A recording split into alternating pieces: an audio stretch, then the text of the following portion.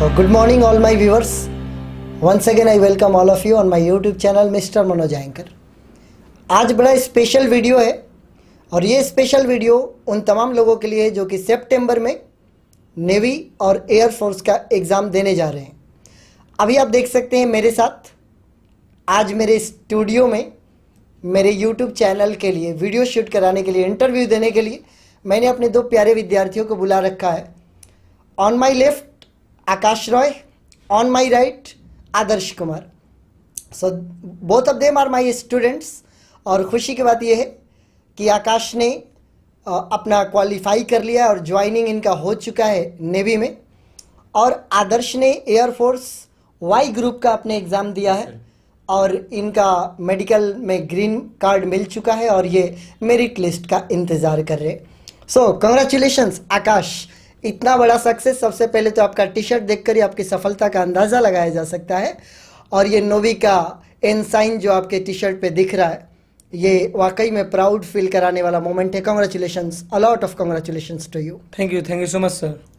इतना बड़ा उपलब्धि आपने प्राप्त किया। जहाँ तक मैं आपको जानता हूँ शुरू से ही आप एक अच्छे स्टूडेंट तो रहे ही हैं, इसमें कोई शक नहीं है, लेकिन इसके अलावा आपका बैकग्राउंड उतना सपोर्टिव नहीं था, लेकिन फिर भी आपके मम्मी पापा, आपके बड़े भैया सब ने आपको मिलकर कोशिश करी और जहाँ तक संभव हो सका उन लोगों ने आपको मदद की। और आज आपकी लाइफ स्पेशल होती है क्योंकि आप एक सरकारी नौकरी ही पाना बहुत बड़ी बात होती है अगर कोई ग्रुप डी का भी पा लेता है तो, और नेवी का जॉब आपने पाया है और आज एक सरकारी ऑफिसर आप बन चुके, तो अभी आप कैसा महसूस कर रहे हैं? जी सर, सबसे पहली बात कि जय हिंद मेरी तरफ से और इंडियन नेवी की तरफ से। मैं आज से ये इंडियन नेवी तो पहली बात जॉब नहीं है, इंडियन सर्विस है, और इसमें कोई भी आकर एक फौजी बनता है तो उसे गर्व महसूस होता है, और आज मैं अपने आप को आसमान पर पहुंचा हुआ महसूस कर रहा हूँ। मुझे ये जानकर बड़ी खुशी हुई कि आपने मेरे को करेक्शन किया कि जॉब नहीं बल्कि एक सर्विस है और आप देश की सेवा करने के लिए चयनित हुए हैं। तो इसके अलावा आदर्श कुमार, आपको भी मैं कांग्रेचुलेशन करना चाहूँगा कि अभी तो आपका मेरिट लिस्ट आना बाकी है, लेकिन जो पड़ाव अभी तक आपने पार कर लिया वो भी बहुत बड़ी बात है। Thank you sir. और गुड मॉर्निंग मैं बोलना चाहूँगा आपके सभी व्यूवर्स को और सभी कंपटीटर्स को जो कि इस समय तैयारियों में लगे हुए हैं। मैं आशा करता हूं कि आपका भी रिजल्ट आएगा और रिजल्ट आने के बाद एक बार फिर से इंटरव्यू किया जाएगा। आकाश, यस सर।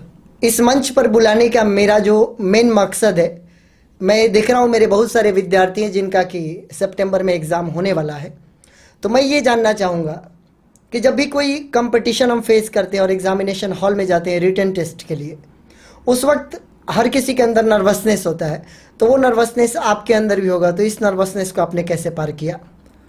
सबसे पहली बात सर कि नर्वसनेस हर किसी को फील होता है। It is the part of exam और and it is the part of competition. अगर नर्वसनेस नहीं होगी तो कंपटीशन टफ नहीं होगा।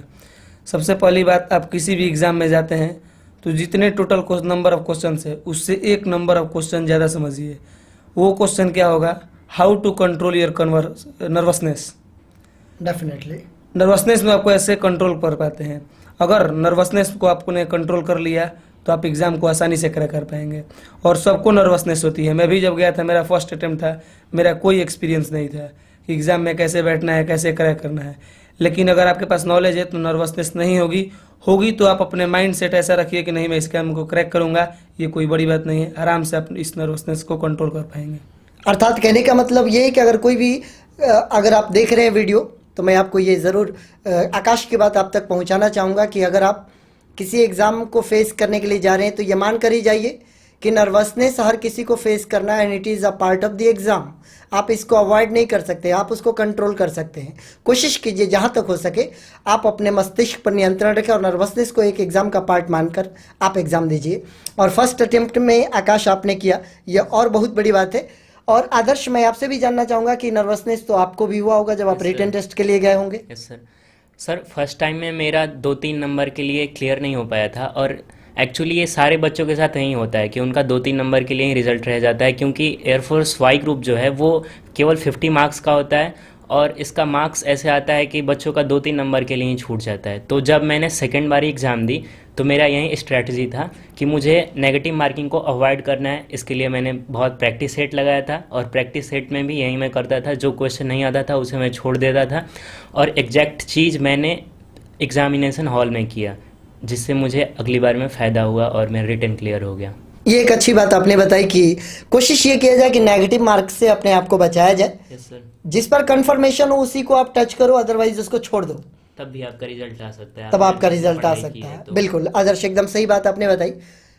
नेवी के लिए आपने बहुत ज़्यादा मेहनत करी होगी, आपने एयरफोर्स भी निकाला और नेवी भी निकाला। यस तो थोड़ा सा मैं जानना चाहूँगा कि दोनों अपॉर्चुनिटीज़ आपके पास थे और दोनों सर्विस ही है, दोनों देश की सेवा के लिए ही ज्वाइन किया जाता है, तो आपने एयरफोर्स के बजाय नेवी को क्यों आपने ऑप्ट किया? सर, पहली बात कि मेरा ज्वाइनिंग सबसे पहले नेवी में था 14 फरवरी को, और इंडियन एयरफोर्स में भी मेरा मेरिट आ चुका था, मेरिट आने वाला था। मैंने इंडियन नेवी में ज्वाइन किया। जब मैं ट्रेनिंग कर रहा था तो ट्रेनिंग के ऑलमोस्ट 2-3 महीने बीत चुके थे और मैंने वहाँ के साइबर कैफ़े में देखा तो मेरा रिजल्ट आ चुका था और ऑल ओवर इंडिया में मेरी 159वीं रैंक थी, सबसे अच्छी रैंक थी, बहुत अच्छी रैंक थी। और सब लोग बोले थे कि ज्वाइन कर लो, अपने अपने इंटरेस्ट के ऊपर है। मैं एक एडवेंचरस लाइफ जीना चाहता था जो कि आपको नेवी देगी। उसके बाद प्रमोशन, पैसा हर किसी सर्विस में, अगर आप देश की सेवा करते हैं तो आपको। सॉरी टू इंटरप्ट यू आकाश, थोड़ा सा एक और चीज़ जानना चाहूँगा। जहाँ तक मैं आपको जानता हूँ, आपने एडवेंचरस लाइफ कभी जी नहीं। Yes sir. बड़ी शांति से, सुकून से, क्लास में अगर जिस समय आप बैठते भी थे तो मुझे याद है, पता नहीं लगता था कि आकाश नाम का कोई लड़का बैठा भी है। तो सडन चेंज, एडवेंचरस लाइफ में जाना, ये मुझे जानकर बड़ी खुशी हुई। लेकिन जानना चाहूँगा कि how do you get this sudden change in your life? ये सर, एक कहावत है कि तूफान आने के पहले शांति होती है वहाँ पे। वही मतलब शांति मेरे कहने मन का में मतलब ये था कि तूफान आने वाली थी और शांति क्लास में थी। Yes, sir. अच्छा लगा ये जानकर। उसके बाद मैं, जब मेरा मेरिट आ गया तो सब लोग बोलते कि नेवी ज्वाइन करो। लेकिन नेवी में एक फ़ायदा ये है, पहली बात तो इसकी ड्रेस सबसे अच्छी चीज़। दूसरी बात कि एडवेंचरस लाइफ, आप विदेश जाएंगे, घूमने का मौका मिलेगा, फॉरेन कंट्रीज़ के अलग अलग कल्चर, सिविलाइजेशन जानने का मौका मिलेगा। उसके बाद 15 साल की छोटी सर्विस है, आराम से करके अपना फौजी भी कहलाएंगे और आपका सब काम भी होगा। That's why I join navy. That's a great thing to know. हमको तो इतना पता ही नहीं था, जो आप बता रही है काफ़ी अच्छा लग रहा है। और आपका डिसीजन आई होप कि अच्छा ही है, और अच्छा ही है। एयरफोर्स भी होता तो ख़राब नहीं होता, वो भी एयरफोर्स हमारे देश की शान है। अगर वहाँ भी होते तो आप अच्छा करते, और नेवी में भी हैं तो आप अच्छा करेंगे। इससे पहले कि मैं आदर्श की तरफ जाऊँ, एक दो चीज़ें और मैं आपसे जानना चाहूँगा कि बहुत सारे हमारे स्टूडेंट्स हैं जो भी नेवी की तैयारी कर रहे हैं, उनका एग्ज़ाम आने वाला है। तो नेवी के जो 4 सेक्शंस हैं, फिजिक्स हुआ, मैथ्स हुआ, इंग्लिश हुआ, जीके जीएस हुआ, तो ब्रीफ एंड क्लियर मैं चाहूँगा कि आप बताएं हमारे दर्शकों को कि वो किस प्रकार से प्रिपरेशन करें। सबसे पहली बात सर कि नेवी में टोटल 100 मार्क्स का एम होता है, उसमें हम बारी बारी से 4 सब्जेक्ट्स को क्लियर करेंगे। सबसे पहली बात आती है इंग्लिश की। इंग्लिश में हालांकि थोड़ा हम खराब बैकग्राउंड से आते हैं, स्पेशली बिहार की बात है, बिहारियों की थोड़ी सी इंग्लिश वीक होती है। इंग्लिश वीक नहीं होती है, ऑलमोस्ट जहाँ तक मुझे लगता है कि ग्रामर सही होता है, वोकैबुलरी का थोड़ा सा प्रॉब्लम होता है। अगर आपका जो पोर्शन स्ट्रांग है आप उसी पर अपना कवर अप कीजिए। बिल्कुल 25 क्वेश्चंस आते हैं इंग्लिश के, almost I think 15 questions grammar के होते हैं, जो कि बहुत ही ज़्यादा लूज होते हैं। अगर आपने ग्रामर के लूज यू मीन टू से इजी होते हैं। ईजी होते हैं बिल्कुल। और अगर आप ग्रामर अच्छे से पढ़े हैं, अच्छे से मतलब आपने 100% दिया है, तो मैं कंफर्म हूँ कि आप 15 आउट ऑफ 15 करेंगे ही करेंगे। उसके बाद जहाँ तक आती है पैसेज सेक्शन, पैसेज सेक्शन की बात है, 5-6 क्वेश्चन होते हैं, उसमें 2-3 क्वेश्चन बहुत ईजी होते हैं, 2-3 क्वेश्चन वोकैबुलरी पर डिपेंड करता है, आपकी वोकैबुलरी कितनी स्ट्रांग है। अगर वो क्वेश्चन नहीं आते हैं तो मत कीजिए, तुक्का तो बिल्कुल नहीं लगाइए, क्योंकि आजकल निगेटिव मार्किंग है। और मैं सोचता हूँ कि अगर 10 क्वेश्चन से 10 तुक्का लगा तो 10 के 10 गलत होंगे, इसलिए तुक्के पर बिल्कुल भरोसा नहीं। अपार्ट फ्रॉम दैट 25 में से 15 क्वेश्चन आपने ग्रामर के कर लिए, उसके बाद 2-3 पैसेज हो गए, 2-3 पैसेज के बाद एंटो और साइनो, ये दोनों आपके लक के ऊपर डिपेंड है। आपके क्वेश्चन पेपर में कैसे क्वेश्चंस आते हैं, कैसा वर्ड आता है, अगर याद है तो कीजिए, नहीं याद है तो कोई बात नहीं, छोड़ दीजिए, क्योंकि नेगेटिव मार्किंग में एक्यूरेसी सबसे ज़्यादा इंपॉर्टेंट रोल प्ले करती है। तो यहाँ पर मैं अपने दर्शकों को एक बात बताना चाहूँगा, जो मैं आकाश से समझ पा रहा हूँ।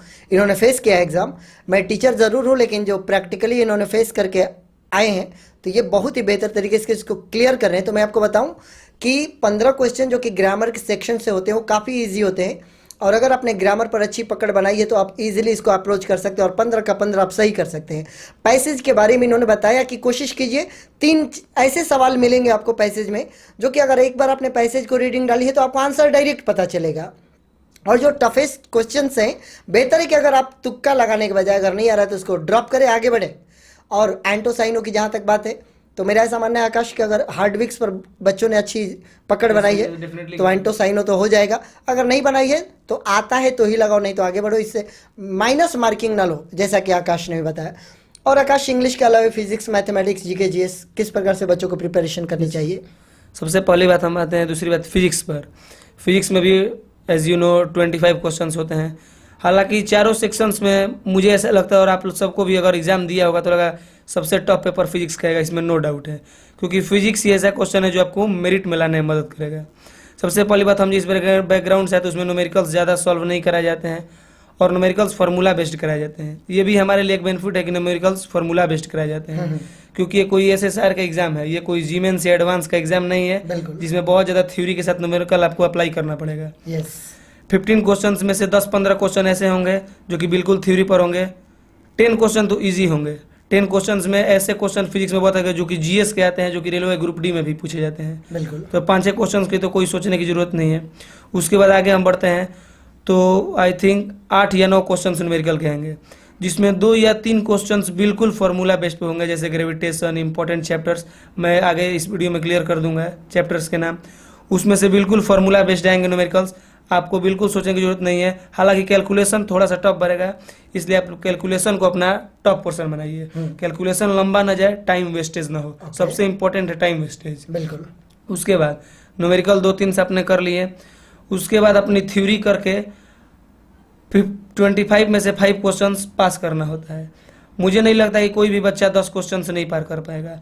10-12 क्वेश्चंस कीजिए। आपको लगता है कि फिजिक्स बहुत ज़्यादा टफ पड़ रहा है, कोई ज़रूरत नहीं है, 10-12 क्वेश्चंस करके सेफ जोन में रहिए, सही कीजिए, गलत नहीं। उसके बाद सबसे इंपॉर्टेंट पोर्शन आता है मैथमेटिक्स। ये तो बिहारियों की आत्मा होती है, जैसा कि हम सभी जानते हैं। मैथमेटिक्स में 12th में सभी बहुत ज़्यादा पढ़े होते हैं, लेकिन दिक्कत यहीं पर होती है, क्योंकि मैथमेटिक्स में जहाँ तक मैंने एग्ज़ाम दिया है 60% क्वेश्चंस 11th क्लास से आते हैं, और वो हम सभी भूल गए होते हैं। सबका फोकस होता है 12th पर। इसलिए मेरा आप सभी से अनुरोध है कि आप 11th को भी उतना ही मजबूत बनाइए। और 11th को कब मजबूत बनाइए? जब 12th का आपका एग्ज़ाम खत्म हो, उसके नेक्स्ट दिन से, जिस दिन से नेवी का एग्ज़ाम होने वाला है, उसके बीच का जो टाइम इंटरवल है, आप उसमें 11th क्लास के मैथमेटिक्स को, 12th का भी प्रैक्टिस करते रहिए, लेकिन 11th क्लास के मैथमेटिक्स को बिल्कुल अच्छे से पढ़िए। और वही पोर्शन है, वही टाइम इंटरवल है जो आपको मैथमेटिक्स में नंबर लाने में मदद करेगा। एक चीज़ मैं क्लियर कर दूं इनकी बात को, कि इन्होंने बहुत ही अच्छी बात बताई कि जब आपका 12th का एग्ज़ाम ख़त्म होता है और जब आपका एग्ज़ाम, अपना जो नेवी का एग्ज़ाम शुरू होता है, इस दरमियान जो टाइम आपको मिलता है, तो 11th जो कि बहुत दिनों तक आपने छोड़ रखा है, उस 11th को फिर रिकैप करें, पुनः वहाँ पे जाओ, चैप्टर्स को पलटे और बहुत ही बढ़िया से प्रिपरेशन करें, तो आपका 11th और 12th दोनों ही स्ट्रांग होगा और तब जाकर नेवी के एग्ज़ाम को फेस करने में आपको सहूलियत मिलेगी। मैथ्स आपने बताई बिहारियों की आत्मा है, इंग्लिश के बारे में भी आपने बताया, फिजिक्स को आपने टफेस्ट करार दिया, जीके जीएस के बारे में short and brief. Yes sir, GK GS जैसा कि हम सभी 11th-12th पास करके, मैंने शॉर्ट एंड ब्रीफ बोला, सॉरी बोलना चाहता हूँ अपने ऑडियंस से भी कि ब्रीफ एंड क्लियर बताइए आप। यस सर, जीके जीएस, हालांकि मेरा ऐसा मानना है कि जो नेवी और इंडियन एयरफोर्स के एक्सपीरियंट होंगे उनका वीक होगा है, क्योंकि हम लोग 11th-12th के बाद डायरेक्टली एंटर किए होते हैं कंपटीशन में। ज़्यादा टाइम नहीं मिलता है, हमें पीसीएम पर ज़्यादा फोकस करना पड़ता है, केमिस्ट्री तो छोड़ देते हैं बोर्ड के एग्जाम के बाद। तो जीके जीएस थोड़ा सा अप डाउन होते रहता है, उससे कोई घबराने की जरूरत नहीं है। 25 क्वेश्चन में से 5 से 7 क्वेश्चन रीजनिंग के ऐसे होते हैं जो कि थोड़ा सा भी अगर मेंटली स्ट्रांग बच्चा हुआ तो उसे करना ही है। नंबर सीरीज से आते हैं, अल्फ़ाबेटिकल सीरीज से आते हैं, ये कोई भी जानता है, कोई भी कर लेगा। उसके बाद 5-7 क्वेश्चन आपने कर लिए रीजनिंग के, सेफ जोन में चले, क्योंकि 5 पे आपका पास है, 5-7 क्वेश्चन कर लिए। उसके बाद जीके जीएस में मुझे ऐसा नहीं लगता है, आप सबसे इंपॉर्टेंट बात जीके जीएस में मार्क्स लाने के लिए आप ऑनलाइन करेंट अफेयर्स, सबसे इंपॉर्टेंट बात आजकल के जीके जीएस पोर्शन में करंट अफेयर से 7-8 क्वेश्चन आएंगे। उस पूरे साल के जनवरी से लेकर लास्ट तक के करंट अफेयर से क्वेश्चन रट जाइए, वो भी ऑनलाइन करंट अफेयर्स, सारे के सारे रिन्यूअल होके आएंगे उसी एग्जाम में। करंट अफेयर्स अगर आपने 7-8 कर लिए तो आपका बहुत ही अच्छा मार्क्स जाएगा और आपका मेरिट आने से कोई नहीं रोक सकता है। फाइनली एक क्वेश्चन मैं और जानना चाहूँगा कि कितना बच्चे स्कोर करें तो मेरिट लिस्ट में आने के चांसेस अधिक होते हैं? जैसे सर मेरे टाइम पे 100 मार्क्स एग्जाम था, Yes. तो इन बिहार का मेरिट बना था 47 पर, ओके। तो मेरा मार्क्स था 64। लेकिन इससे आपको कोई मतलब नहीं, आपको एग्जाम क्रैक करना, आपका मार्क्स हो 95 या 47। तो जितना मेरिट का नंबर है उससे 4 से 5 मार्क्स अगर आप ज़्यादा करते हैं, स्पेशली जब ये ऑनलाइन हो गया है तो निगेटिव मार्किंग में 4 से 5 मार्क्स अगर ज़्यादा करते हैं तो आप बिल्कुल सेफ जोन में हैं, डोंट वरी। यानी कि जो आपका कट ऑफ बनता है उससे 4-5 मार्क्स अगर अधिक ले आते हैं तो कंटेस्ट जो कैंडिडेट्स होंगे वो सेफ जोन में होंगे। बहुत अच्छी बातें बताई आपने आकाश। मैं फिर लौटूंगा आपके पास। मैं चलना चाहूँगा आदर्श। सेकेंड अटेम्प्ट में आपने निकाला अपने एयरफोर्स वाई ग्रुप का, यस सर। जो कि 50 मार्क्स का आपने बताया। Yes, इसमें 20 मार्क्स की इंग्लिश होती है और 30 मार्क्स में जीके मैथ, जीके होता है, मैथ होता है, रीजनिंग होता है। तो आप ये बताएं कि अगर कोई हमारे स्टूडेंट हैं जो अभी ये वीडियो देख रहे हैं, अगर वो तैयारी कर रहे हैं तो अगर वाई ग्रुप का, तो उनको कैसे प्रिपरेशन करनी चाहिए? सबसे पहले मैं सर बता दूं कि वाई ग्रुप का 2 पार्ट्स में एग्ज़ाम होता है। एक होता है इंग्लिश और दूसरा होता है जीके। इंग्लिश होता है 20 मार्क्स का। तो इंग्लिश में जो आते हैं, जो आपका कॉमन एरर का पार्ट होता है, ग्रामर का पार्ट होता है, उसको अगर आपके नोट्स से मैंने अपना पर्सनली बता रहा हूँ, मैंने आपके नोट्स पूरे देख लिए थे कॉमन एरर के लिए, और कॉमन एरर की क्वेश्चंस किए थे, प्रैक्टिस सेट लगाए थे। और रही बात एंटोनिम्स सिनोनिम्स की, तो वो भी मैं सॉल्व करता था, और जो नहीं आता था उसको छोड़ देता था, और इसके वजह से मेरा इंग्लिश के अंदर केवल 19 आया आउट ऑफ 20। तो अगर आप ग्रामर की प्रिपरेशन कर रहे हैं तो आप सारे थियोरी पढ़ लीजिए, सारे रूल्स पढ़ लीजिए, और उसके बाद आप प्रैक्टिस सेट लगाइए, और जो नहीं आता है उसको छोड़ दीजिए। अगर आपने ग्रामर की थियोरी अच्छे से पढ़ी है तो एयरफोर्स में इंग्लिश बहुत ही ईजी होता है, आप ग्रामर के सारे पोर्शन कर सकते हो। और अगर आपका कुछ छूटता है तो वो छूटेगा एंटोनिम सिनोनिम्स में, जो कि हर किसी का छूटता है। मेरा भी 1 नंबर जो छूटा था वो वर्ड्स वाले में ही छूटा था। अब नेक्स्ट पार्ट है, इसके अलावा जो 30 मार्क्स की और तैयारी है, यस सर, उसको कैसे करनी चाहिए? 30 मार्क्स वाले में मैथ होता है, रीजनिंग होता है, जीके जीएस होता है। उनका लेवल बताइए और किस हिसाब से तैयारी करें। यस सर, उसका जो मैथ और रीजनिंग होता है वो बेसिक होता है। अगर आप किरण की एसएससी की बुक लगा रहे हो, एसएससी की बुक पढ़ रहे हो, उससे प्रैक्टिस कर रहे हो, तो फिर आपको मैथ और रीजनिंग में कोई दिक्कत ही नहीं आएगा। और रही बात जीके और जीएस की, तो करंट अफेयर्स के लिए आप 2-3 महीने का एग्ज़ाम से पहले करंट अफेयर्स देख लो, तो वो आपको बहुत हेल्प करेगा। और एक और बात है, आपको इंग्लिश पे अगर आप ज़्यादा फोकस करोगे तो आपको अगले फेज में वो हेल्प करेगा। जब ग्रुप डिस्कशन के टाइम आएगा तो आपको पता चलेगा कि इंग्लिश का फिर वहाँ पे क्या रोल होता है। डेफिनेटली। तो ये सब हैं, बाकी मैथ्स तो वो आप So what did you feel in the group discussion? As I know your English is up to the mark. I have been your teacher and you have been my student. I would like to tell my viewers, this boy sitting right to me, he is known as Sittu in my locality. He is my neighbor also. And most important thing that I would like to tell you, when I would like to tell you, Akash, he was my student when he was in standard 1. जब ये पहली class में पढ़ते थे तब मेरे विद्यार्थी थे, और जब ये 10th पढ़े तब भी मेरे विद्यार्थी थे, इंटरमीडिएट पढ़े तब भी मेरे विद्यार्थी थे, और कंपटीशन की तैयारी की बात आई तब भी मेरे विद्यार्थी थे। तो ग्रुप डिस्कशन जब आया तो उस समय क्या हुआ? सर, जैसा कि आपने बताया कि from my class 1 to so far I am a student. Definitely. तो जब मेरा रिटर्न क्लियर हुआ तो मैंने आपको इन्फॉर्म किया कि सर मेरा रिटर्न क्लियर हो गया है। Yes, I remember that day. Yes sir, मुझे हेल्प चाहिए इंटरव्यू के लिए। Yes, तो yes. At that time you said that okay you can easily handle it, I will just tell you some tips. Yes, Then definitely. You can also talk to sir how to prepare for group discussion. मैंने भी ऐसा ही किया, sir से group discussion के बारे में idea लिया। Sir ने मुझे बताया बस छोटी छोटी सी बात, जो कि मैंने वहाँ पे अप्लाई किया, और जिसका फ़ायदा मुझे बहुत बहुत ज़्यादा हुआ। उस ग्रुप डिस्कशन में मुझे लगता है सबसे अच्छा जो मैंने बोला था, सबसे अच्छा टॉपिक को समराइज मैंने ही किया था। जैसे मेरा वहाँ पे टॉपिक था फ्रीडम ऑफ मीडिया, तो वो एक पेपर देते हैं वहाँ पे कि आप इसमें से देख करके प्रिपेयर हो जाओ, और ब्रीफ में अच्छा आप एक इसके बारे में अपना पॉइंट ऑफ व्यू दो। ये ग्रुप डिस्कशन में ऐसा हुआ था। Yes, sir. और आपने काफ़ी अच्छा समराइज भी किया था। Yes sir. तो आदर्श 19 आउट ऑफ 20 इंग्लिश में आपका मार्क्स था। Yes sir. आकाश, आपसे भी जानना चाहूँगा, बिहारियों की इंग्लिश थोड़ी ख़राब होती है। हालांकि मैं मानता नहीं, मेरा दिल इस बात को मानने को तैयार नहीं होता, क्योंकि 3 बिहारी यहाँ पर बैठे हैं। और मैं अपने आप को इंग्लिश में कमज़ोर मानूँ, ऐसा हो नहीं सकता, और मैं मेरे विद्यार्थियों को मानने दूँ, ऐसा मैं होने नहीं दूंगा। तो आपका इंग्लिश मार्क्स क्या था? सर मेरा 24 था आउट ऑफ 25।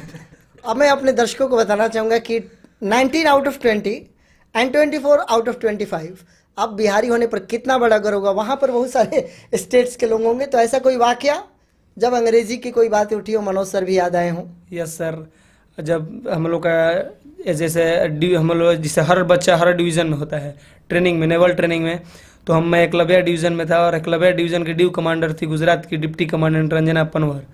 तो जब हमारा इंटरव्यू चल रहा था, हर ट्रेनिंग का वहाँ पे इंटरव्यू होता है, यस। तो उन्होंने पूछा कि सर के एग्ज़ाम में सबने क्वालिफाई किया, तो यस मैम, किसका किसका मार्क्स इंग्लिश में सबसे ज़्यादा लगता है कि मेरा, तो मेरा एक बॉडी था, बेड बॉडी, वो था उत्तराखंड का सागर सिंह कोरंगा, और मैंने रिजाइन किया। तो सागर सिंह कोरंगा बताया कि मैम मेरा 24 था, और मैम ने 24 था, सागर सिंह 23 था, सॉरी 23 था, और मेरा 24 आउट ऑफ 25 था। तो जब मैम ने पूछा कि तुम किस स्टेट से हो सागर, तो उसने बोला उत्तराखंड। मुझसे पूछा तो मैंने बोला मैम बिहार से।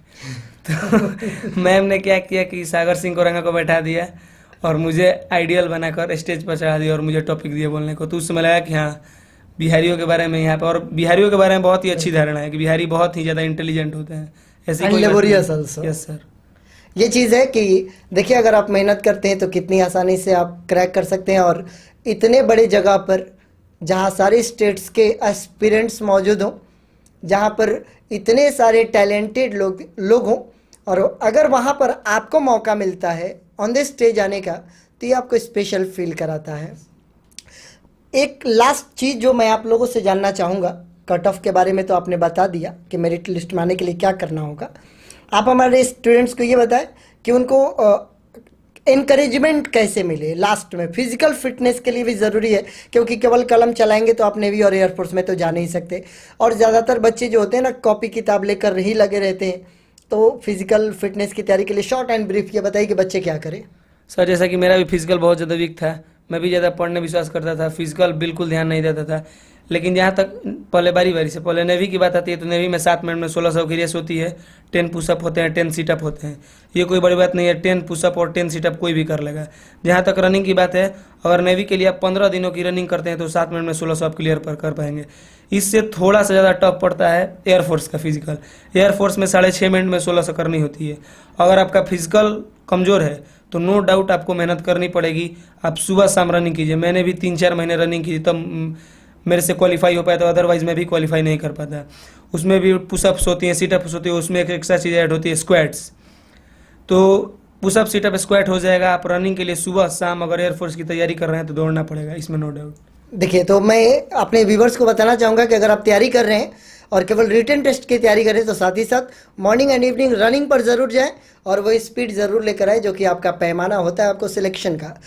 और मेडिकल आपने ग्रीन कार्ड पाया, 50 लड़कों में मुझे पता चला कि 5 ही लड़कों को ग्रीन कार्ड मिला। Yes sir. उनमें से एक आप हैं। तो अगर कोई बच्चा उस लेवल तक पहुंच जाता है, उसका मेडिकल होता है, तो उसको किस प्रकार की प्रिपरेशन करके जानी चाहिए? सर सबसे पहले मैं ये बताना चाहूँगा कि जिन 50 लड़कों में 45 को रेड कार्ड मिला है, उनमें से मोस्ट ऑफ द बॉयज़ को कि इसलिए रेड कार्ड मिला है क्योंकि उन्होंने कान साफ करा के नहीं गए थे, अपने चश्मा लगाते थे, जो कि चश्मा लेकर नहीं गए थे। बस इन्हीं 2 चीज़ों की वजह से 45 में से आई थिंक 15 से 20 बच्चों को रेड कार्ड मिला है। अच्छा। तो मैं बस यही बताना चाहूँगा कि आपके मेडिकल से 1 हफ्ते पहले आप किसी अच्छे डॉक्टर के पास जाओ। अगर वो आपको ग्लासेज प्रोवाइड करता है तो ग्लासेज आप लेकर के जाओ मेडिकल में, कान का वैक्स करा लो आप। और जो बेसिक सी अगर आपको कुछ लग रहा है कि मुझे कुछ चाहिए मेडिकल में, कुछ ज़रूरत है, तो वो आप करा के जाओ। वहाँ पे कोई इशू नहीं होता है और आपको वहाँ पे ग्रीन कार्ड मिल जाएगा आसानी से। तो मैं अपने व्यूवर्स को बताना चाहूँगा कि आप लोग बड़ी ध्यान से सुनिएगा। और काफ़ी अच्छी बात हुई आकाश, आपसे काफ़ी अच्छी बात हुई। सिट्टू मैं कहूँगा, आदर्श बोलने में परेशानी हो रही है। इसके अलावा मैं अपने दर्शकों को ये भी बता दूँ कि 2 और हमारे स्टूडेंट्स हैं जिनका सिलेक्शन हो चुका है, लेकिन आज उनसे मुलाकात नहीं हो पाई। एक उनमें कृष्णा है जो कि बहुत ही पुअर बैकग्राउंड से बिलोंग करते हैं, वो मुंबई में अभी शिप ट्रेनिंग में है। और एक मधुर चौबे हैं जो कि अपने किसी डॉक्यूमेंटेशन के काम से अपने गांव गए हुए हैं। कोशिश करूंगा उनको भी आप लोगों के सामने लेकर आऊं, कुछ बातें बताऊं, ताकि सितंबर में जो आपका एग्ज़ाम होने वाला है। जाते जाते एक चीज़ मैं बताना चाहूँगा आप दोनों लोगों को कि मैंने ये प्लान बनाया है कि क्यों ना मैं ऑनलाइन अपने यूट्यूब चैनल पर कुछ सेट प्रैक्टिस करवाऊं बच्चों को, जो बुक्स बच्चे पढ़ रहे हैं उनको एक्सप्लेन करूं मैं क्वेश्चंस को, और उसका वीडियो बनाऊं, उसको अपलोड करूं। तो कैसा रहेगा? सबसे ज़रूरी तो सर एग्ज़ाम के लिए सेट प्रैक्टिस ही होता है। आप सेट प्रैक्टिस नहीं करोगे तो जैसा कि नेगेटिव मार्किंग वाला क्वेश्चन है, आपको गलत करना ही है। तो आप सेट प्रैक्टिस करोगे, आपको पता चलेगा कि कहाँ आपका कमज़ोर है, कौन सा पार्ट, और उसके बाद आप उसको इम्प्रूव करने की कोशिश करेंगे। तो सेट प्रैक्टिस तो एग्ज़ाम क्रैक करने का सबसे बेसिक चीज़ है, वो तो आपको करना ही है। सेट प्रैक्टिस सभी के लिए ज़रूरी है। बिल्कुल, तो अच्छा रहेगा मेरा ये स्टेप आकाश, मैं इसको शुरुआत करूं और मैं कैसे करने वाला हूं ये मैं आपको बताऊं कि जो बुक्स मेरे को बच्चों ने बताया, कृष्णा पब्लिकेशन की बुक है सर, आप उसको एक्सप्लेन कीजिए। तो हर एक क्वेश्चन का जो आंसर होगा वो क्यों होगा, रीज़न बताते हुए, ताकि बच्चों का कंसेप्ट क्लियर होते जाए। मैं ऐसा करना चाहता हूं, तो आपका इसमें क्या विचार है? सर ये बहुत अच्छा होगा। मैंने भी प्रिपरेशन के लिए, आपका तो उस टाइम चैनल नहीं था, मैंने भी बहुत सारे चैनल्स की मदद ली, लेकिन वो उतना एफिशिएंट नहीं था। अगर आप ये चैनल बनाएंगे तो बहुत अच्छा होगा और एस्पिरेंट्स को बहुत ज़्यादा मदद मिलेगी। So finally thank you both of you for talking to me, और काफ़ी अच्छा लगा। एक टीचर के लिए इससे बड़ी बात नहीं हो सकती, दाएं और बाएं दोनों ऐसे स्टेज पर पहुंचे हुए विद्यार्थी बैठे, और यहाँ पर वास्तव में लगता है कि एक शिक्षक को गुरुदक्षिणा प्राप्त हो जाती है। और मैं बहुत भाग्यशाली हूँ, क्योंकि और भी शिक्षक हैं आपके, लेकिन ये मौका मनोज सर को ही मिल पाता है ज़्यादातर, कि साथ में बैठना, बातें करना, कुछ ऐसा करना। ये मैं भाग्यशाली मानता हूँ और इसके लिए ईश्वर को धन्यवाद देता हूँ, और अपने तमाम व्यूवर्स का भी धन्यवाद देता हूँ कि आप व्यूवर्स ही हैं जिनके लिए मैं ये वीडियो बना रहा हूँ। आपने चैनल को इतना अच्छा बनाया है कि मेरा ये मन किया और मैं ये वीडियो लेकर आया। तो मैं आप सभी से वादा करता हूँ कि अगर आप नेवी और एयरफोर्स की तैयारी कर रहे हैं, तो इस वीडियो के बाद जो अगली वीडियो होगी वो यही मैं सिखाऊंगा आपको कि जो सेट प्रैक्टिस है उसका ये आंसर होगा तो वो क्यों होगा, कॉन्सेप्ट के साथ मैं आपको आंसर बताऊंगा, और आप लोगों को बहुत ही बेनिफिशियल होगा। और दोनों लोगों का बहुत बहुत धन्यवाद, आप लोग मेरे साथ बने रहें। Thank you sir. Thank you so much sir.